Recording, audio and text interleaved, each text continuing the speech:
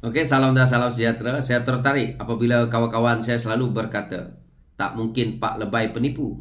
Jadi saya terlihatlah isu yang hangat terkini berkenaan dengan isu aman Palestin.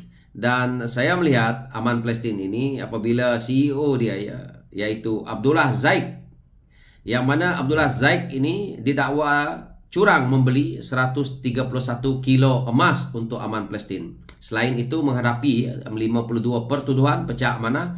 Dua pegawai atasan aman Palestin juga berdepan dengan 19 pertuduhan membabitkan entiti yang sama. So saya pergi carilah siapa dia Abdullah Zaid Abdurrahman ni. Yang mana dia ini adalah seorang presiden di ISMA juga dulu pada tahun 2013 ya. Dia juga mengeluarkan kenyataan bahawa kenapa ISMA berbeza. Ya, saya lihat di sini kenyataan dia. Ramai orang bertanya kenapa ISMA ambil pendirian berbeza berbanding dengan NGO lain. Jadi ISMA ini satu NGO juga. Aman Palestin ini juga satu NGO yang untuk mengutip dana. So kalau kita lihat ya, objektif dia adalah untuk menipu dan untuk mengutip duit. Dan akhirnya kalau kita tengok di sini, dia dok bercerita tentang isu Islam, isu agama. Yang paling menarik ya, dia pernah mengeluarkan satu kenyataan, yaitu haram PAS bekerja sama dengan DAP, kata ISMA. Ini adalah yang dikatakan oleh manusia ni. Jadi apabila saya lihat dalam kenyataan dia kata apa? Kerjasama politik dengan antara PAS dan DAP disifatkan haram kerana DAP secara terang-terang menolak pelaksanaan hukum Islam, yaitu Undang-Undang Jenayah Syariah Hudud dan Qisas yang hendak dilaksanakan oleh Kerajaan Negeri Kelantan. Ini kata Ikatan Muslim Malaysia, ISMA. Presiden ISMA Abdullah Zaid Abdurrahman berkata syarat talafuk siasi antara PAS dan DAP itu juga dianggap terbatal dan tidak sah lagi. Haram sekiranya PAS terus bersama dengan DAP. Lebih-lebih lagi ketika ini DAP cara terang-terang menolak pelaksanaan hukum Islam. Ini yang dia keluarkan ini ya pada April 2014 yang lalu ya. Sudah lama dan kita tengok apa yang dia buat. Saya kadang-kadang heran. Menggunakan entiti agama, menggunakan entiti Melayu untuk merompak ataupun untuk mereka mengambil kesempatan kepada satu kumpulan kaum yang terbesar yaitu Melayu dan satu kumpulan agama yang terbesar yaitu Islam untuk mereka mengutip derma dan akhirnya. Saya tak faham kenapa tiba-tiba beli emas dan dia beli beberapa aset. Dia juga menyeleweng banyaklah yang kita lihat. Berpuluh-puluh beratus. Ini yang kita tahu, yang kita tak tahu ada berapa banyak. Jadi inilah Pak Lebay yang pada saya mereka menggunakan sentimen agama, kaum dan juga politik untuk mereka mencari identiti dan akhirnya mereka menipu duit rakyat. Ini adalah satu perkara yang saya lihat tidak ada pemimpin PAS yang nak menyerang ataupun nak bersuara. Walaupun ISMA itu sendiri tidak berbunyi pun tentang perkara ini. So di sini rakyat boleh nilai bahawa betul lah yang dikatakan sebagai tak mungkin Pak Lebay menipu, tapi ini hakikatnya. Ini adalah melibatkan duit puluh-puluh juta orang Melayu terutamanya dan juga orang yang beragama Islam di Malaysia yang percaya dengan aman Palestin, akhirnya perkara ini berlaku. Dan kita tengok dia seolah-olah masih lagi tidak nak mempertanggungjawabkan diri dia sebagai CEO di situ dan dia masih tidak nak mengaku. Tapi itu hakikatnya, siapa yang nak mengaku berak di tengah jalan kan?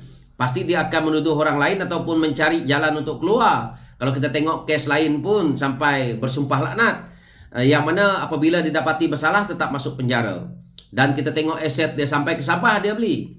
Nasib baik dia tak beli aset sampai ke Sarawak. Kalau tidak saya nak ambil aja pakai untuk saya nak buat tempat tidur ke, buat rumah ke. Inilah cara mereka.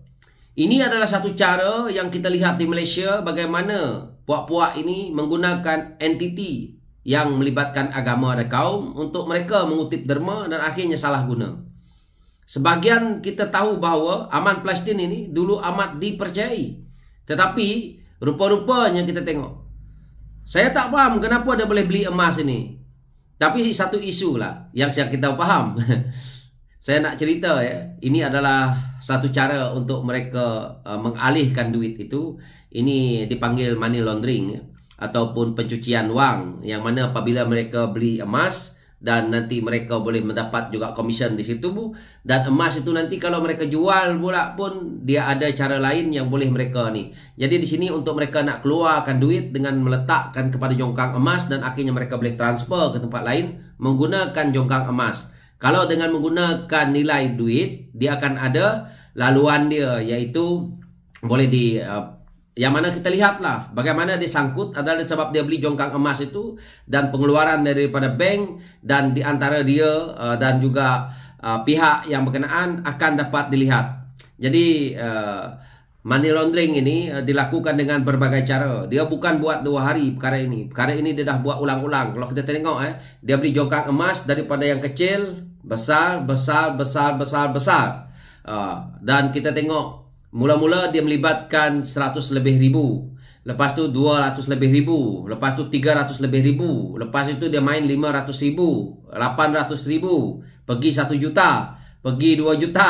Pergi 3 juta. Kalau lagi lama tidak dapat ditangkap, kita akan lihat dia beli jongkang emas dengan harga 10 juta. Inilah satu cara ya untuk kita membuat money laundering antaranya. Jadi saya tak tahu siapa yang buat laporan dan akhirnya dia tertangkap, dan beberapa yang lain. Saya rasa tidak baiklah perangai macam ni. Sebab itu saya kata, saya lihat apabila kes ni berlaku, pemimpin PAS seorang pun tak menyerang, seorang pun pemimpin PAS tidak menjawab isu ini. Kerana saya tahunya PAS ini katanya Parti Islam se-Malaysia. Patutnya PAS perjuangkan isu ini. Patutnya PAS ke depan untuk memberi pencerahan untuk menentang perkara ini, ataupun kalau PAS rasa dia betul ISMA ataupun Aman Muslim ini betul, patutnya PAS ke depan untuk memperjuangkan nasib dia. Kerana dia kita tahu ya, Aman Palestin ini dia bercakap tentang Islam yang lantang, dia menyerang DAP, dia yang lantang. Tapi DAP masih macam tu, pemimpin DAP masih macam tu. Tup-tup nih Presiden ISMA ni Abdullah Zaid Abdul Rahman ataupun CEO kepada Aman Palestin ini, tup-tup dia yang kena kan. Ini jelas ya, apabila kita menipu, berbohong dan menjual agama untuk kita mencari duit, untuk kita mencari makan, dah berdarah daging dan akhirnya kena tangkap macam ni, kita percaya. Saya percaya dia ni 100% sangkut. Kerana money trail dia sudah ada. Money trail daripada bank tu sudah ada. Sangkut 100%. Hukuman dia saya tak tahu, tapi sesuai lah. Dia pun dah makan duit haram ni terlampau banyak, duit rakyat. Rakyat nak tolong Palestin, dia sebat beli emas. Ini satu identiti yang salah. Orang ingat Aman Palestin ini bagi duit hantar dekat Palestin. Rupa-rupa dia kumpul-kumpul beli emas. So itulah Pak Lebay ya, jangan dipercayai Pak Lebay. Pak Lebay rupa-rupanya penipu nak mampus. So itu yang saya nak ulas. Sekian, terima kasih.